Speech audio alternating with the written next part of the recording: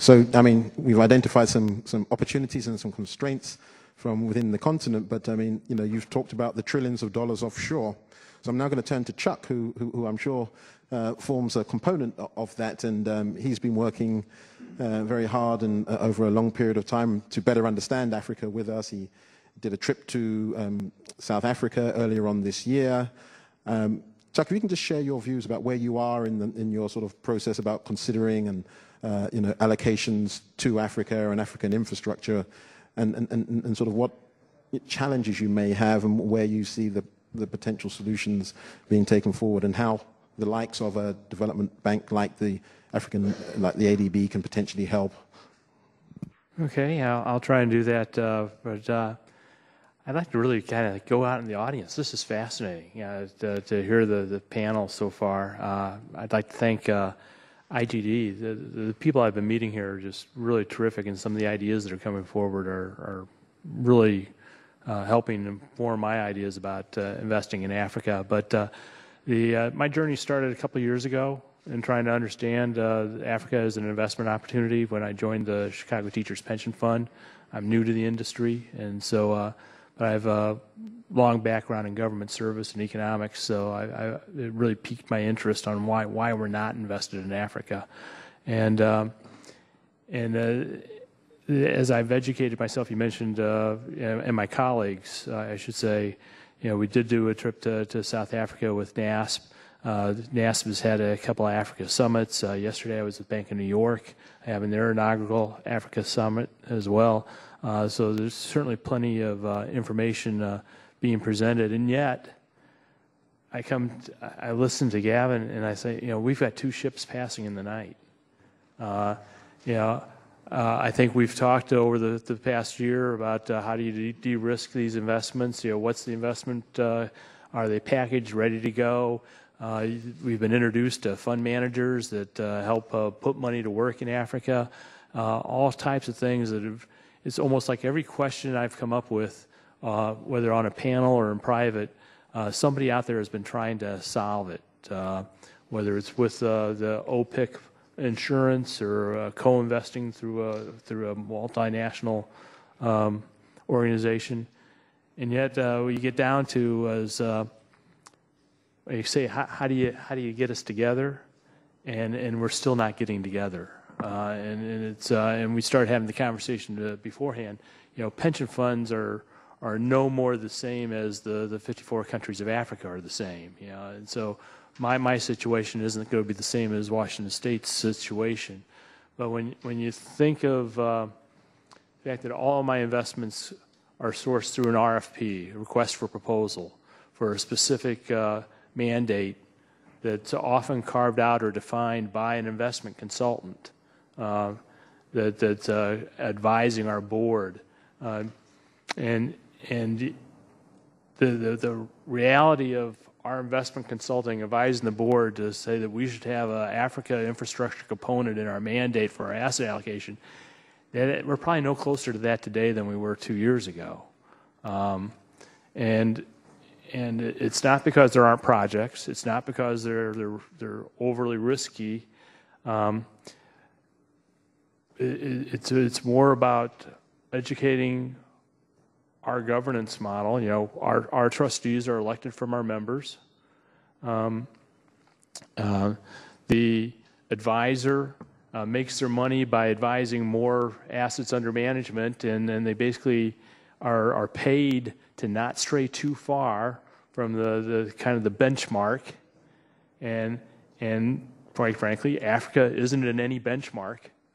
You know, it's not in the emerging market benchmarks. It's not in the developing. It's nowhere because because there are no public markets really to speak of outside of South Africa, and so it's like we're still not connecting, and way I put it in one presentation was this team.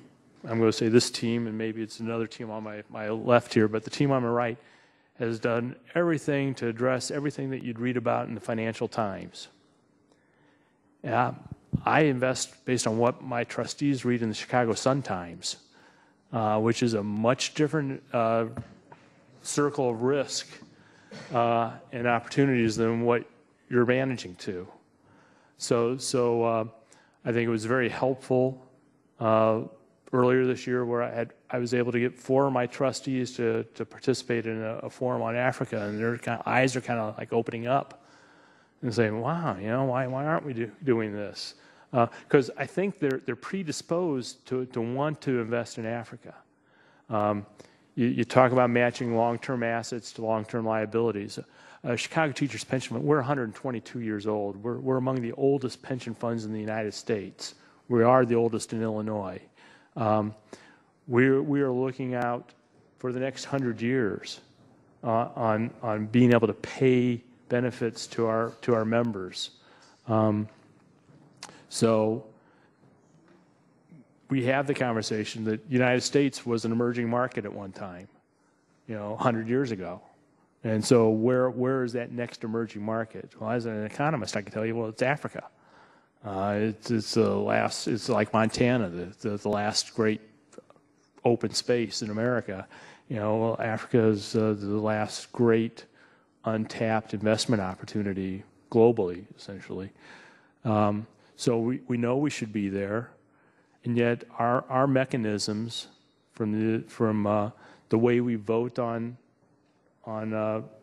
putting money to work, the way we get our advice to put money to work, and the way we receive solicitations are really stacked against investing in Africa. Part of our trip to South Africa, we met with one of the large banks in South Africa, and we asked them, well, okay, you've got these great investment vehicles, you're active throughout the continent, and you want us to invest with you. Well, how are you going to approach us? And they said, well, we're going to use a placement agent to come to you and say, here, invest with us. And I say, placement agents are illegal in Illinois. You can't do that. You have to respond to an RFP, which means that we have to write an RFP. And so we're still not connecting, even though tremendous work is being done to make this an attractive investment. Thanks, Chuck. Okay, so you've got the trustees who are incredibly influential, driven by your local press, and we're sort of going global on our sort of media perspectives. So you've got that on the one side. And then you have the investment consultants, the classical gatekeepers on the other. And then you have your view in the middle because you sort of travel to the continent. What do you think the DFIs could do? Because, we're involved in a fund that's just been established. They raised $550 million. This was in the last 3 weeks. 3 pension funds led it out of Europe. And they got their trustees on a plane, flew them to the continent, and said, see for yourself. And apparently that was the difference maker. And then when you speak to some other plans, they will explain, well, we can't pay for travel. Right, we won't pay for travel. We're prohibited from traveling overseas.